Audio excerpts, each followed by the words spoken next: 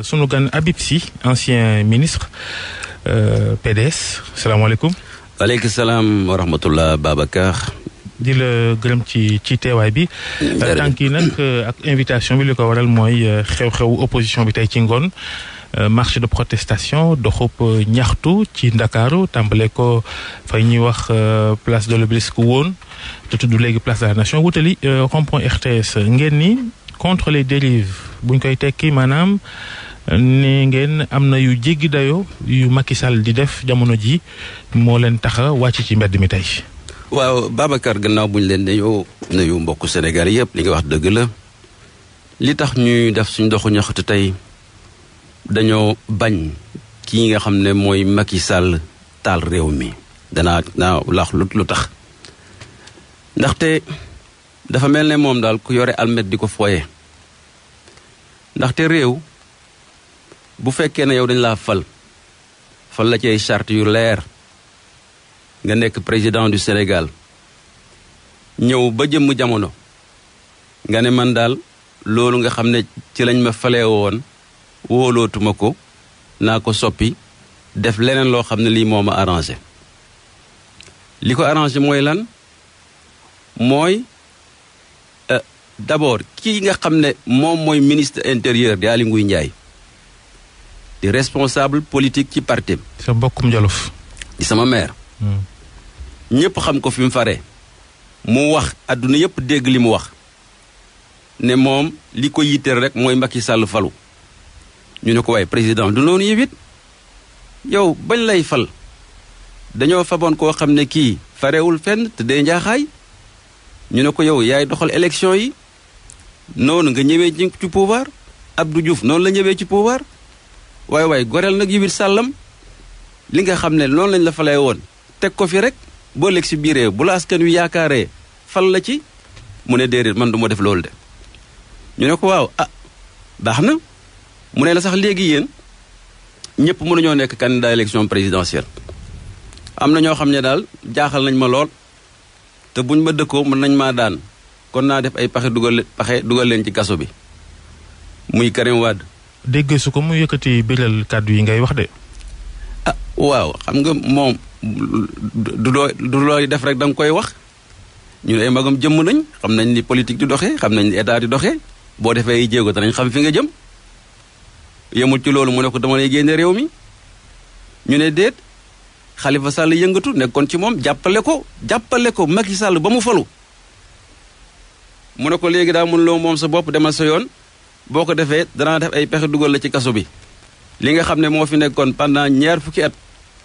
Lamine Gueye ba léegi mbirum Khalifa Sall gi li ci tribunal wane ci àtte bi mooy am na koppar yoo xam ni alali réew mi la des ko jëfandikoo ci anam wu jaarul ci yoon. waaw xam nga yooyu yëpp moom problème justice Sénégal dafa doy waar mais ku xool affaire bi ni mu demee nga xam ne dafa bëgg seppi Khalifa ne ko yow doo nekk candidat élection présidentielle yemul ci foofu mu ne yéen ñi ci des nga xam ne bon fi ma nekk xëy na mënaguma leen a tëj danaa def li ñuy wax système parrainage ba ñi ngeen bëgg mu nekk ay candidat yu dëgër danaa leen faagaagal ba ñoom ñëpp duñu mën a nekk candidat parce que parrainage bi man maay contrôler sax li ñuy wax signature yi bu ngeen demee wut millions de signature ci réew mi tim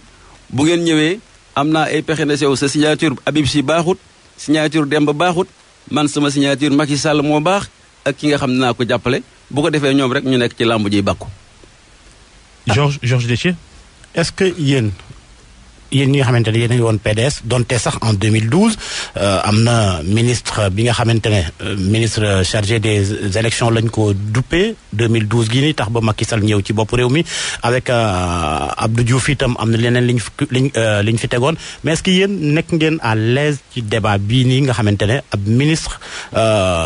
warul far ci ab parti di organiser ab élection. waaw loolu de man boo ma laajee loolu Georges daf may jaaxal. parce qu'en 2007 am na li fi nekkoon. waaw mais am na li fi nekkoon 2007 biñ ñëwee lan moo xew ku nekkoon 2007 du général Niang. def soldat moo yoroon yëf yi farul kenn te dee njaaxaay ñu dem ba ci diggante bi ñu nommé ay ñoom Ousmane Ngom ak consort. ñu ñëw ba 2012 opposition ne ñun daal kii nga xam ne moom ci Abdoulaye Wade lay noyyee du organiser suñu élection muy Ousmane Ngom. góor gi na leen Dakar naa ci ak yéen dem jëli Cheikh Gueye indi yemuñ foofu. daal di créer ministère des ministère bi nga xam ne mooy toppatoo élection yi. mais ministère délégué tout de même. oui mais moo ko doon toppatoo yemul foofu. ñu dem jëli tubaab yi communauté Union européenne jëli américains yi jëli banque mondiale jël opposition jël société civile ñi nga xam ne faruñu fenn ñu ne leen saytu leen processus élection bi. justement buñ taxawee ci. non man maa ngi fa buñ taxawee ci Abdoulaye Wade def na leen. Abdoulaye def na leen. na ngeen am njàmbaar ak mattite goo xam ne gii na ngeen contrôler yéen ñi nga xam ne faru leen fenn ak opposition bi na ngeen contrôler élection yi fi muy doore ba ñuy proclamer résultat yi. bu ñu taxawee ci Union européenne googu. Union européenne googu ngeen xamante ne woon ngeen leen jamono jooju Union européenne boobu la Abdoulaye Wade doon ŋaññi doxalinam ci audit bee passé. waaw parce que dañu cee boolewut nit ñi xam nga dañ leen daje li ko yàq cim réew mooy ñaari yëf ki war a bokk nga génne ko ak ki bokkul nga dugal ko. déet yéen a wuyu jiwul woote bi woote bu waxtaan ci lépp lu ajoo ci wàccaayu élection yi itam. non ba ñu ñëw wuy ji dañu ne ko nim ñu wooyee xam nga booy wax ak ay nit say nawle da nga leen di nawle woo am façon boo xam ne boo leen wooyee mën nañoo ñëw wala boo xamee loo xam ne digaale nga ko ak ñoom àdduna yëpp teg ci bët nga wax ko nga jëfee ko parce que njiit dafa war di tënku ci kàddoom mais Macky Sall daf fi woote dialogue national ñu def ko ñun débat bu rëy boobu maa ngi PDS waxtaan ba Ablaye Wade parti bi convaincre ko na leen dem leen dialogue national bi ñu dem bi mu génnee Macky ci boppam sax moo wax ne bon léegi danaa def journée dialogue national danaa woo aussi quelques leaders yoo xam ne ci opposition bi wax ak ñoom et cetera fu mu mujj dara comme dafa nekk kilifa goo xam ne gi tënkuwul ci kàddoom sàmmul kàddoom ba pare dañu woo ci yeneen façon yi yoo xam ne yi tegganiwut ñu ne ko yàqit nag ñun loolu duñ ko nangu en tout cas li fi am mooy n'est-ce pas gis nañ moom muy def loo xam ne lii bu ko réew mi bayee mu wéy ci kenn xamul fu ñu jëm parce que foo gis ci Afrique boo demee tey Côte d'Ivoire la fa doon tàkk du pétrole élection la boo demee Mali la fa doon tàkk du dara nguur la boo demee Niger la fa xewoon du dara nguur la boo demee ci yeneen réew ñuy wër yépp problème yi fa am du pétrole du diamant du dara nguur la wut pouvoir comme loolu nag moom mi ngi ko téye di ko foye. non ginnaaw mucc nañ ci yéen waa Laay Wàdd yi kay ci 2012. waaw yàlla mën nañoo dimbale ndax yéen. pexe mu ne ci wàllu politique ak. wàllu élection jéem ngeen ko fi 23 juin. mi ngi nii ci bopp nit ñi ba léegi. xam nga 23 juin mën nañ cee ñëwoon parce que gis naa yéen ngeen ci wax journalistes yeeg les hommes politiques ay consorts mais du ngeen laaj mukk ñun ñu nekkoon ci biir naan lañ ko dundee ak lan moo xew mais yooyu beneen débat la alors mais li am ba am mooy. moom acte yi muy posé yàlla xam na ne Abdoulaye Wade posé wuloon acte yu mel noonu nit ñi rek ñoo amoon seen perception ne Abdoulaye Wade dafa bëgg Karim Wade wutu ko extra te du dëgg mais moom dafay jëf fekk nit ñi tëj kaso changé constitution bi nga xam ne moo ko faloon luy ndeyam mu dem na tey constitution bi wax na ne Sénégal bu nekk mën ngaa nekk candidat élection présidentielle mu dem soppi ko tey ne bala ngay mën a nekk élection candidat élection présidentielle il faut nga bind ci liste bi. parrainage yi nag am nañu ci d'accord lool ndax bind ci liste bi doyul maa ngi ñëw doyul nit bind ba pare nga dem foqar ñu ko dindi na ko yow mënuloo nekk ci liste bi. loolu loi ko wax di loi Karim Wade ngay wax. loi moo ni ku ñu tëj lu ëpp juróomi at mënoo bindu ci liste wote yi. waaye xam nga bi loi. ñoom ñoo koy wote assemblée nationale. loi APR loi boobu moo jiitu Macky Sall. loi boobu yàgg na de. mais non moom moo ko dindi ne bala ngay kii na nga nekk électeur ci fan la nekkoon. non Babacar li mu la wax ak li ngay wax bokkut. kon dama déglu bu baax. dama ni ku ñu tëj lu ëpp juróomi ati kaso comme Karim Wade moom juróom-benn at lañ ko tëjoon loi bi mu ne ku ñu tëj lu ëpp juróomi ati kaso mënoo bokk ci ñi war a wote. waaw xam nga yow Babacar Karim Wade lañ ci sepp rek waaye luy tolloog juróomi junni doomu aadama la mesure boobu concerné ci mbindu mu yees mi ci liste yi. waaw Babacar yow yaa dégg ministre de la justice kay li mu wax bañ tëjee Karim Wade ba pare mu ne mën naa falu n'est-ce pas. ba pare boo demee ci loi bi li loi bi wax foog naa li loi bi wax la ñu war a tënku. boo demee ci loi bi jàng ko bu baax waxuñ ne kenn kuñ tëjee enrichissement illicite mën loo nekk électeur mën loo nekk éligible waxuñ ko fenn moo tax Macky Sall dem changé waat loi électorale ne il faut nga bindu ci liste électorale yi comme xam na ne ministère de l'intérieur ministre moo yore affaire bi nit ki dem bindu ba ñëpp teg ci seen bët mu dem comme ko face ne ko mun la cee bokk. xam nga yooyu yëpp est-ce que confusion bi ngay indi ci sunuy boppu Sénégalais yi est-ce que c'est pas fait à dessein ndax yow yaa ngi wax loi bi nga xamante ne moo ne ku binduwul doo mën a doon candidat. te jamono ji bi ñu lay wax moo di koo xam ne tëj nañ la lu ëpp juróomi atu kaso doo mën a briguer suffrage yu Sénégalais yi loolu nag ci code électoral bi. Georges xam nga man droit laa jàng.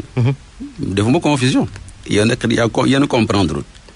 parce que yoon dafa sew bu fekkoon ne loolu la te ñoom wóor na leen loolu mu am lu tax ñu dem di soppi loi bi c'est parce que dafa am loo xam ne lii ñoom wóor na leen ne mënul am moo tax mu dem soppi loi bi tu comprends alors donc il faut que yooyu yëpp peuple bi xam ko rax ci dolli nag wax dëgg yàlla fale wuñ ko woon pour loolu problème mu ndox maa ngi fi tey Macky Sall président de la République man maa ko remplacé woon bi mu nekkee ministre de l'hydraulique bi muy jël pouvoir bi xamoon na ne 2012 buñ ko weesoo Dakar dana am problème mu ndox mi ngi may dégg xam na ko. yéen lu tax defu leen ci woon dara bala ñu. fay yegsi déggoo li ma la wax ñun def nañ des investissements ba 2012 googu moom xamoon na ne bi muy jël pouvoir bi buñ jàllee 2012 déjà waroon na def ay investissement yoo xam ne bii Dakar warutul am problème ndox. mais doxum ñaxtu bi ngeen di amal tey. voilà dox baax na ñaxtu baax na démocratie nu mu gën a rafetee rek gën a baax waaye est-ce que nekkul yéen a ngi xaw a perte temps tuuti ndax loi bi ngeen di ŋàññi loi bi promulgué nañ ko li fi des mooy outil signature outil parrainage. waaye xam nga est-ce que ni ko borom xam-xam bi ñu dégg sànq suñu focus politique bu waxee du noona mooy nu ngeen fexe ami signature moo gën di wàcc ci mbedd mi. mais dañoo ëpp xam-xam bay wax lu ñu xam ne ñun gëmuñu ko. opposition bi dañoo ëpp xam-xam ñun xam nañ la ñuy def bu baaxee loi mën nga koo wote te doo ko appliquer bis boo jot ñu gis ko